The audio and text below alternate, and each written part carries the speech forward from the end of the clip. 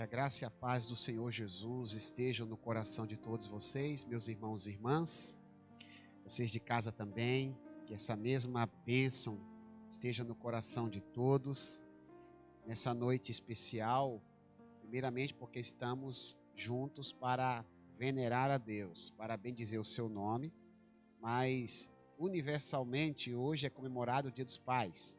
É possível que alguns pais estejam me assistindo em casa, outros estão aqui no culto presencial. Nada melhor do que comemorar o Dia dos Pais, solicitando a bênção do Pai Nosso que está nos céus. E eu gostaria de fazer a reflexão bíblica baseado no livro de Eclesiastes, capítulo 4, versículos 9 a 12. Como é de praxe, estamos sempre projetando a leitura da palavra de Deus.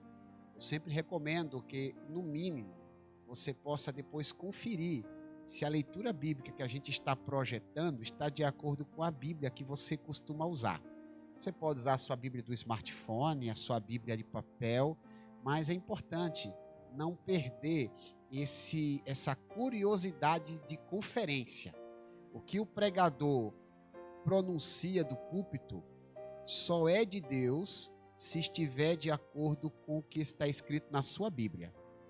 Eu sou porta-voz de Deus somente quando as minhas palavras estão em acordo com as Sagradas Escrituras. E cabe àquele que nos ouve conferir o que a Bíblia diz a respeito do que estamos pregando. Eclesiastes 4, versículos 9 ao 12. Diz assim a palavra de Deus na Bíblia Nova Versão Transformadora. É melhor serem dois do que um, pois um ajuda o outro a alcançar sucesso. Se um cair, outro o ajuda a levantar-se. Mas quem cai sem ter quem o ajude, está em sérios apuros. Da mesma forma, duas pessoas que se deitam juntas aquecem uma a outra. Mas como fazer para se aquecer sozinho? Sozinha a pessoa corre o risco de ser atacada e vencida. Mas duas pessoas juntas podem se defender melhor. Se houver três, Deus não arrebenta facilmente. Por favor, se assente. Você de casa, mantenha sua atenção para a tela, para que a gente possa discorrer a respeito da segunda mensagem da nossa série Juntos e Misturados. É a série do mês de agosto. E de maneira específica estaremos abordando o tema inseparáveis, o princípio da sociabilidade. Uma certa parábola conta que no período glacial, uma manada de porcos espinhos lutava pela sobrevivência, tentando suportar o intenso frio da noite. Movidos pelo instinto, os animais ficaram próximos uns dos outros, visando o aquecimento através do calor dos seus corpos. À medida que os porcos se juntavam, eles feriam uns aos outros com os seus pelos. Quanto mais próximos eles estavam, mais feridos eles ficavam. Diante disso, alguns desses animais desistiram de ficar próximo à manada e tentaram enfrentar a baixa temperatura sozinhos. Outros, apesar dos ferimentos causados pelo ajuntamento, continuaram no grupo. No dia seguinte, conta-nos a parábola, aqueles que se distanciaram da manada morreram de frio. Somente os que permaneceram juntos sobreviveram. Essa história, essa parábola, nos indica que a vida relacional é uma questão de sobrevivência. Viver em sociedade, todos nós vamos concordar com aquilo que vai ser dito agora, não é nada fácil. Viver com outras pessoas é algo extremamente difícil. Contudo, com base nessa parábola que eu contei, e com base nas diversas passagens bíblicas a respeito desse assunto, a gente descobre que a vida social é abundantemente mais vantajosa do que a solidão. Por mais difícil que seja a convivência em grupo, a vida social continua sendo muito mais vantajosa do que a solidão. Essa informação é atestada em diversas partes das Escrituras. Vamos encontrar essa verdade configurada em diversos textos da palavra de Deus. Inclusive no livro chamado Eclesiastes, que servirá de base para a nossa mensagem essa noite. O capítulo 4 do livro de Eclesiastes, que vocês puderam acompanhar com a leitura que eu fiz, aborda o princípio da sociabilidade. O livro de Eclesiastes, no capítulo 4, aborda o princípio da sociabilidade e declara que os seres humanos precisam tanto um dos outros que chegam a ser inseparáveis. Essa é a grande verdade do capítulo 4 do livro de Eclesiastes. Somos tão carentes de relações interpessoais que poderíamos nos considerarmos inseparáveis. E é sobre isso que eu gostaria de conversar com vocês. Sobre o princípio da sociabilidade e sobre esse tema, inseparáveis. Geralmente, quando lemos a Bíblia, descobrimos diversas verdades espirituais. A Bíblia é um livro riquíssimo em conteúdo. E temos diversas lições que podem ser refletidas. Mas por uma questão litúrgica de tempo, eu gostaria de abordar apenas duas verdades do capítulo 4 do livro de Eclesiastes. Verdades que estão de... Primeira verdade vai aparecer na tela para vocês. Diz assim: a vida social possibilita o sucesso. Ouça bem, a vida social possibilita o sucesso. O livro de Eclesiastes não é muito popular. Geralmente as pessoas não escolhem Eclesiastes como um livro de cabeceira. As pessoas são muito mais simpáticas a Salmos, aos Evangelhos e outras partes das Escrituras. Mas o livro de Eclesiastes também é inspirado por Deus. O mesmo Deus que inspirou autores para escreverem outras partes da Bíblia, inspirou o rei Salomão para escrever o livro de Eclesiastes. Vale lembrar que, segundo a história e a própria Bíblia, o rei Salomão foi o homem mais sábio que passou por essa vida. Deus lhe deu uma sabedoria singular. O próprio Deus declarou: não haveria rei tão sábio como Salomão. A propósito, existem algumas lendas a respeito dessa sabedoria de Salomão. Que ele foi sábio, verdadeiramente não há o que se duvidar. Não é lendário, é verdade. Mas existem algumas lendas. O professor de matemática do ensino médio disse para mim, em sala de aula, que alguns afirmam que Salomão é o criador da teoria da trigonometria. A trigonometria é uma verdadeira loucura científica. Ao menos eu a considero assim. Se tem um assunto cujo tema não saiu da minha cabeça na matemática, foi esse: trigonometria. Escutei tanto que apenas decorei o tema da matéria. Não sei absolutamente nada de trigonometria. Segundo a lenda, Salomão era perito também na matemática. Era o homem mais sábio de todos os tempos. E no capítulo 4, Salomão, com base na sua experiência de vida, porque quando ele escreveu esse livro já era um homem idoso, Salomão apresenta ensinamentos preciosos a respeito de convivência. Salomão liderou uma grande nação, teve muitas experiências relacionais. E Deus aproveitou essas circunstâncias da vida desse rei para lhe amadurecer a respeito desse assunto. E de próprio punho, no capítulo 4, Salomão fala sobre convivência.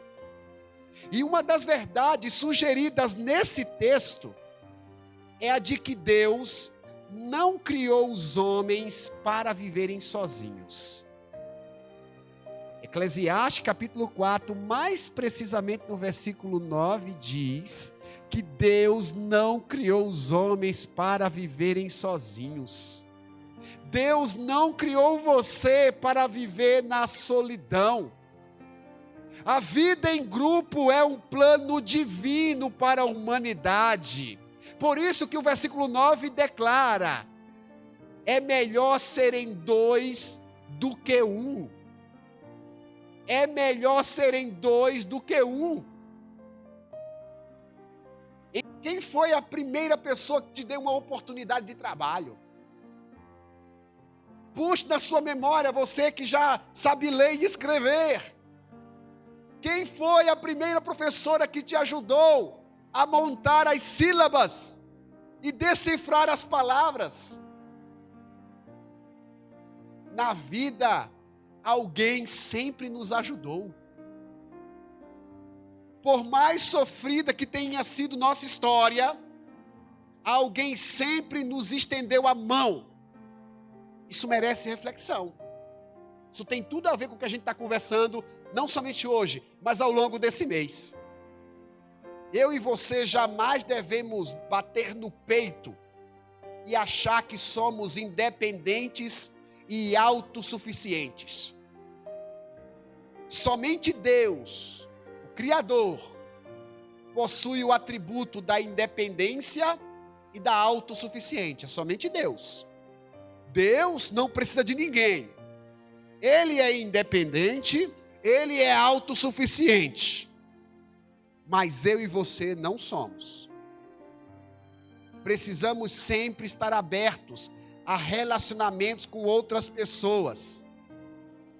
Pois Deus constrói nossas vitórias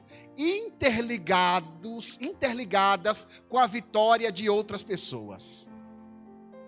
As vitórias que você vai à vida, Deus vai te proporcionar interligadas com vitórias de outras pessoas. Hoje acabou as Olimpíadas de Tóquio, para aqueles que são afeiçoados ao esporte. Vários brasileiros, principalmente brasileiras, foram medalhistas. Todas as vezes que um medalhista brasileiro se pronunciava após a conquista da respectiva medalha, a declaração era muito parecida. Eles sempre lembravam de alguém que os ajudou. Obrigado, treinador.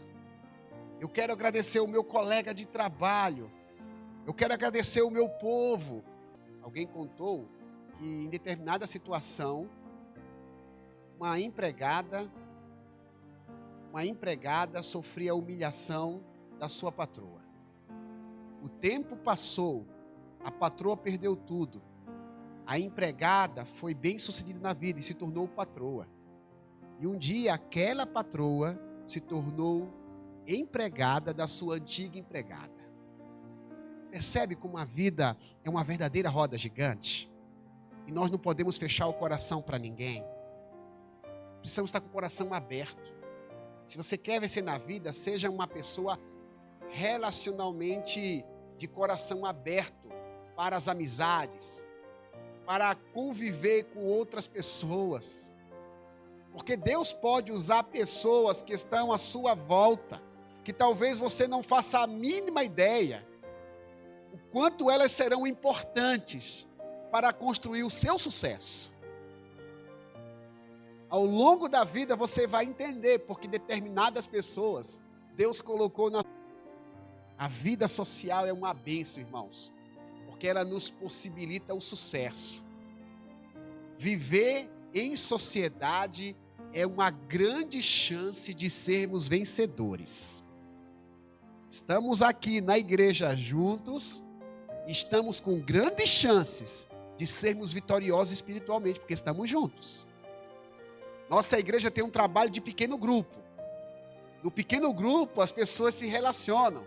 Aquelas pessoas que participam do pequeno grupo têm grandes chances de serem vencedoras. Nas suas questões profissionais, aprenda a contar com outras pessoas. Ninguém disse que é fácil. Nem o próprio Deus disse que é fácil. Vai para a Bíblia não diz que conviver é fácil. Mas é melhor serem dois do que um. Melhor é serem dois do que um, porque tem melhor paga do seu trabalho, disse o sábio Salomão. Segundo o ensinamento que o texto aqui de Eclesiastes 4 nos apresenta, vai aparecer na tela para vocês, é o seguinte: a vida social possibilita o crescimento espiritual.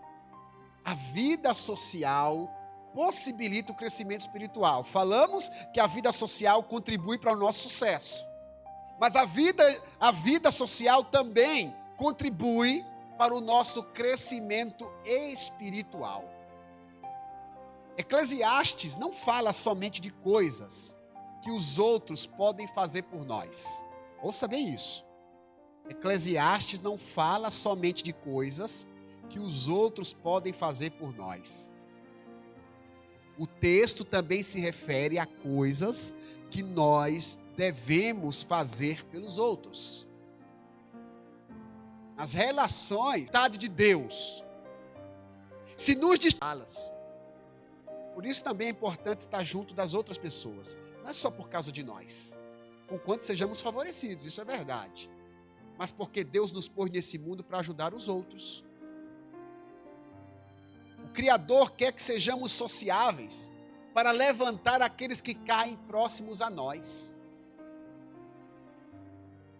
Somos tentados a nos acomodarmos e caminharmos sozinhos para não nos cair próximos a nós e nós não os ajudamos. Mas a vida social é um mandamento. A gente precisa conviver com outras pessoas exatamente para poder observar se elas precisam dos nossos braços estendidos. Por isso é importante também se aproximar. Não é só por causa de você, mas é por causa dos outros. O Criador quer que a gente seja sociável para ajudar a levantar aqueles que caíram e proteger aqueles que estão em apuros. Diz o texto lá de Eclesiastes 4:10. Já parou para pensar que tem muita gente próxima a você que está em apuros? Tem gente caída. O problema é seu também. Deus quer que você seja daqueles que estão quebrantados. Deus quer que você participe da reconstrução da dignidade daqueles que estão caídos. Deus quer que você estenda as mãos. Deus quer que você proteja os que estão em risco. Por isso, o tópico dessa mensagem nos sugere que a vida social faz a gente crescer espiritualmente. A gente cresce espiritualmente quando a gente revela Deus para as pessoas. Você quer saber se você está crescendo espiritualmente? Segundo a Bíblia, o crescimento espiritual é quando a gente fica mais parecido com Jesus. Quanto mais parecido com Jesus nós estamos, é sinal que nós estamos crescendo. Paulo diz que nós estamos com um objetivo nessa vida, crescermos para que possamos alcançar a estatura de homem perfeito, a semelhança de Jesus. E o único modo de nós revelarmos que estamos parecidos com Jesus é quando convivemos com as pessoas. Quando nos isolamos, quando nos colocamos apenas para resolver as nossas problemáticas nessa vida, perdemos a oportunidade de revelar Deus para as pessoas que estão no nosso caminho. A vida social oferece a você essa oportunidade. Se aproxime das pessoas para poder revelar Jesus para elas. Quando a gente se socializa, irmãos, a gente pode amar as pessoas. Sozinhos, a gente não tem como amar ninguém. Trancafiado no quarto, a gente vai amar quem? A gente está sozinho. Enclausurado nos nossos interesses, a gente não tem como amar ninguém. A vida social nos permite amar. A vida social nos permite ajudar as pessoas. A vida social nos permite perdoar. Acredite. Deus quer que você se socialize para ter a oportunidade de perdoar quem ofende você.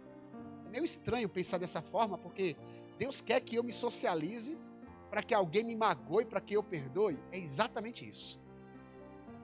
Jesus sabia o quanto seria machucado por nós. E Ele não se distanciou. Ele se aproximou. Ele sabia que eu e você iríamos feri-lo. Mas Ele não nos deixou sozinhos. Ele se aproximou de nós. E fez questão de dizer ao Pai. Era o único modo de fazer os demais seres vivos daquela espécie continuarem existindo. Eles estavam juntos, enfrentando a baixa temperatura. Quanto mais se aproximavam, um feria aos outros. Aqueles que se distanciaram morreram. Eles perceberam que o único modo de sobreviverem era estarem juntos. O único modo de você sobreviver